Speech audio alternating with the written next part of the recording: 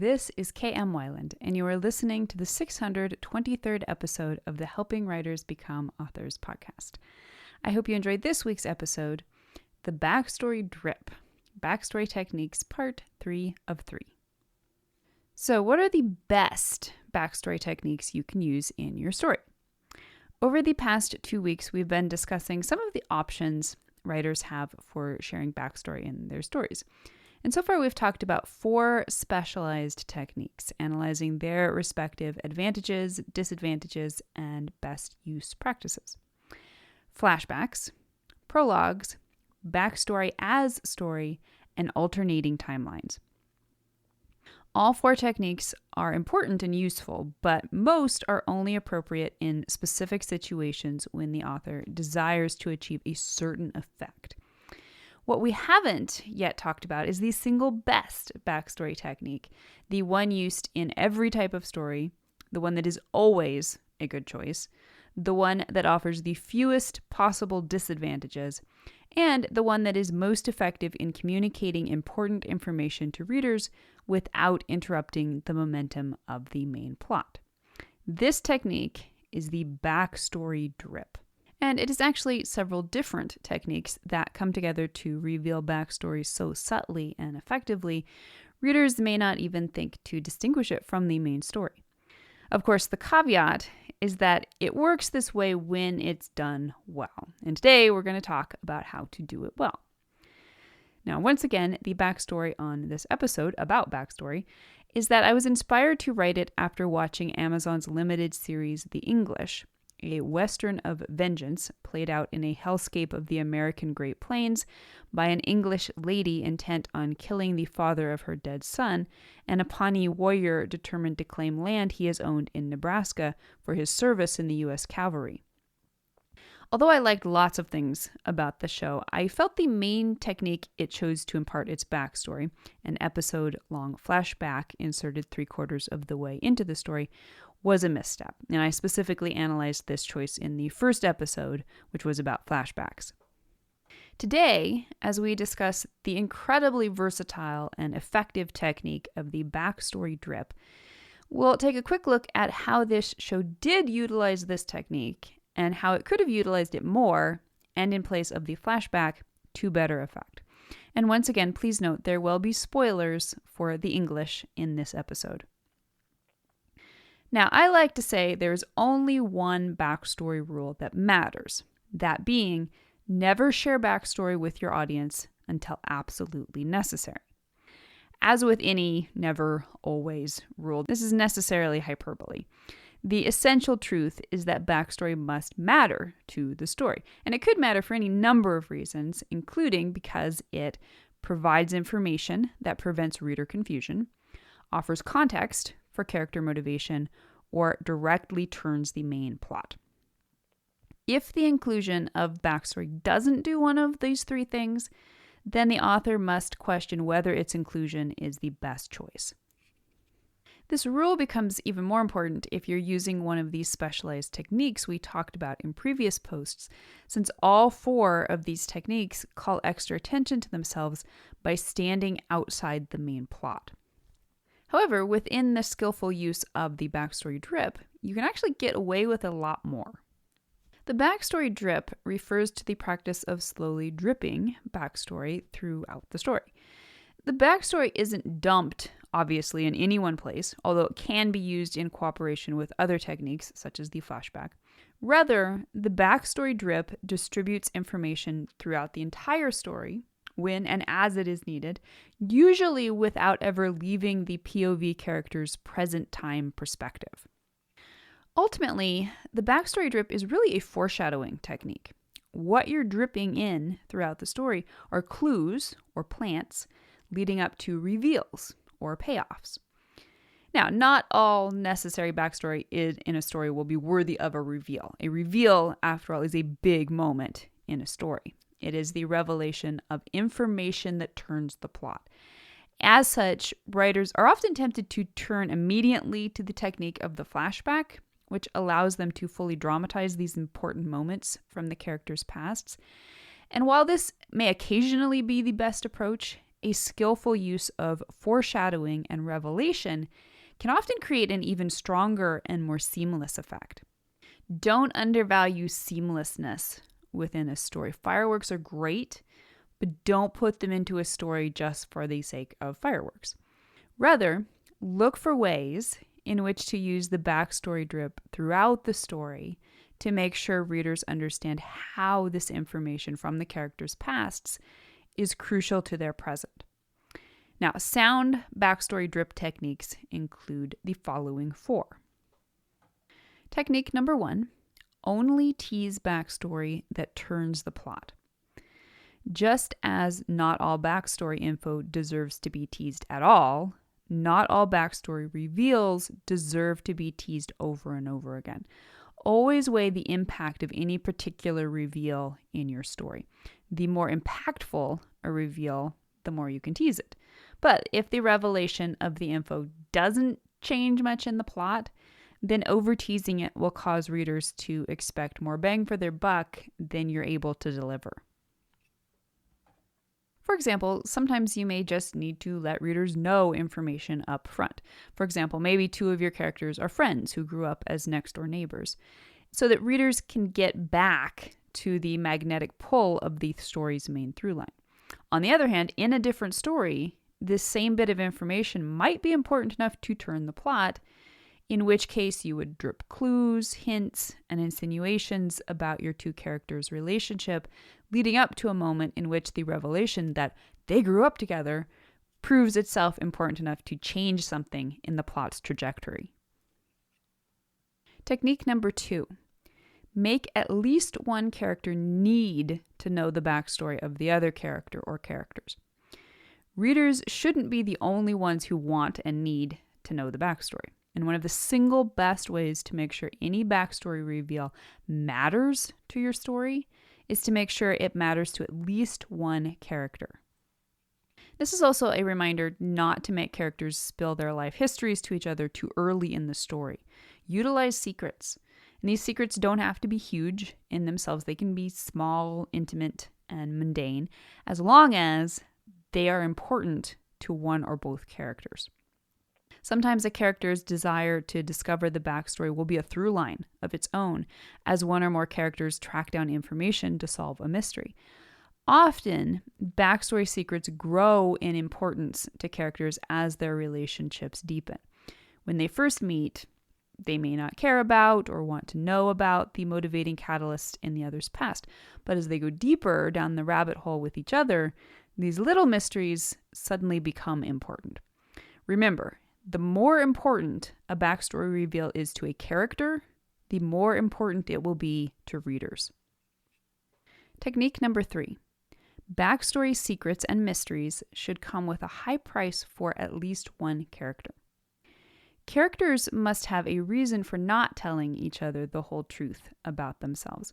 Information is only capable of turning the plot if it changes things.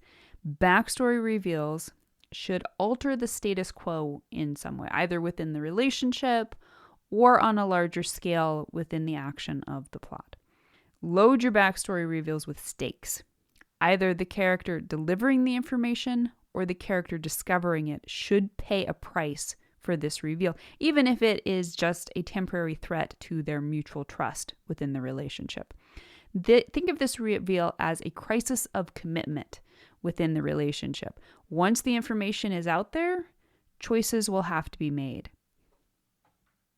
And technique number 4. Don't share backstory until it is crucial for either turning the plot or preventing reader confusion. So here's our one rule again. Not only does this rule help you weed out backstory information that really isn't important to the story, it also helps you draw out the suspense of your foreshadowing. The higher the stakes, the bigger the impact on the plot, and the bigger the impact on the plot, the more foreshadowing you can apply earlier in the story. Either way, try to gauge the absolute last moment in the story. You can reveal the full backstory and still have the greatest impact on the plot. Taken as a whole, the backstory drip is not a simplistic and obvious technique, as are flashbacks and prologues, which is perhaps why new writers sometimes find the latter easier to wield. However, there are several specific techniques you can use to disperse backstory slowly and masterfully throughout your story. Here are 3 different ways to reveal backstory. Number 1, reveal backstory via dialogue. For my money, this is the single best technique for distributing backstory. Why? Because dialogue is the technique that comes the closest to true real-time showing within written fiction. You can subtly drip clues throughout the story leading up to a reveal by having characters themselves drop clues to each other in their dialogue. And the hints they drop about the things they don't want to talk about can sometimes hint at more than any outright information. Dialogue happens between characters, which means it impacts not just the plot, but the relationships. As mentioned a minute ago, when you are crafting your backstory reveals to impact other characters, dialogue becomes your single most powerful technique for unleashing that backstory. Used well, inner and outer conflict will both be present, context and subtext in the dialogue, as the characters wrangle with themselves and each other about what to share and what not to.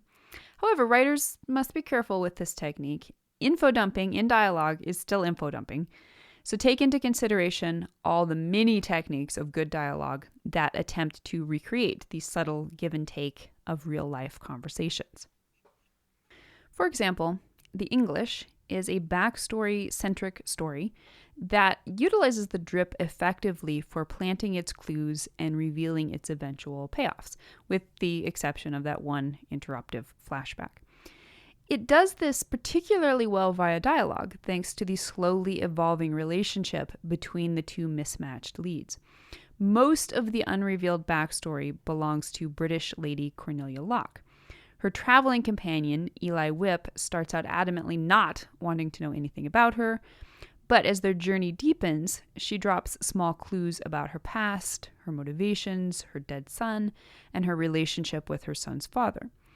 Eventually, the context alone allows Eli to figure out much of what happened to Cornelia, and she reveals to him other details in dialogue. The visceral nature of one character being impacted by information about another character is inherently more powerful than information that is revealed at a remove in a flashback. The entire flashback episode could have been deleted, and its information about Cornelia's rape, her infection with syphilis, and her son's death from the same conveyed by Cornelia to Eli in far less time and far more powerfully.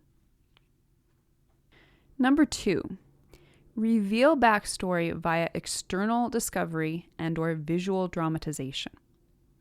An equally powerful technique is that of visually showing readers the revelation. In a visual medium such as film, the reveal can be shown literally. In written fiction, it will be dramatized through description and an interspersion of other techniques. With this technique, readers do not learn about the backstory through a character's dialogue, but through a physical or visual discovery of some sort. For example, perhaps characters discover an old photograph in an attic or stumble upon the scene of a crime. This can be used both for the drip of clues early on and for the reveal later in the story. By the time you get to the reveal, whatever the character sees or experiences should be evocative enough that readers immediately understand the significance with little to no explanation necessary from the writer, which is not to say that characters may not add explanation later as they react with one another. For example, The English employs several viscerally potent visual clues about the effects of the history upon the present. Several characters' gruesome disfigurements from syphilis are potent enough to communicate Cornelia's backstory in a way that directly impacts the present narrative and the characters who are trying to navigate it. Similarly, photographs from Eli's past, in which he recognizes cavalry officers responsible for a massacre, communicate their import to the audience just as quickly as to Eli himself. And number 3. Reveal backstory via internal narrative. So finally, you can sow clues and offer reveals from within a character's internal narrative. This approach is less evocative than dialogue and does come with more caveats. Particularly, it's tough to reveal something about a character's own backstory from within his internal narrative. After all, he knew all along. You'll achieve your most powerful effect every time when you align your reader's discovery and response to a reveal with another character's discovery and response to that reveal. Thus, if you're revealing something about your POV character, it's best to utilize dialogue, since the POV character and the readers can at least observe the other character's reaction. However, if a character is discovering information new to her, she may be all by herself when she figures it out, in which case allowing readers to experience this revelation inside the character's mind can definitely be powerful. For example, the English doesn't allow for internal narrative in the same way that a novel might, but it does tease backstory through Cornelia's opening voiceover, which we are meant to understand as her thoughts in which she reflects back on the events of the main story and earlier. Backstory is an important part of any story. The context it provides elevates a story from a simple narrative throughline to an episode that exists as part of a larger whole, both within an individual character's life and within the greater human drama. As such, backstory is a crucial technique to get right. Mastering the 5 techniques that we've discussed throughout this series, flashbacks, prologues, backstory as story, alternating timelines, and especially the backstory drip, will allow you to choose which will most elevate your story at different intervals throughout the narrative. And I hope you will stop by the site and talk to me about this. Which do you think are the most effective backstory techniques? If you'd like to be part of the word player community over on my site and join in the conversation on this subject, be sure to stop by the website at helpingwritersbecomeauthors.com.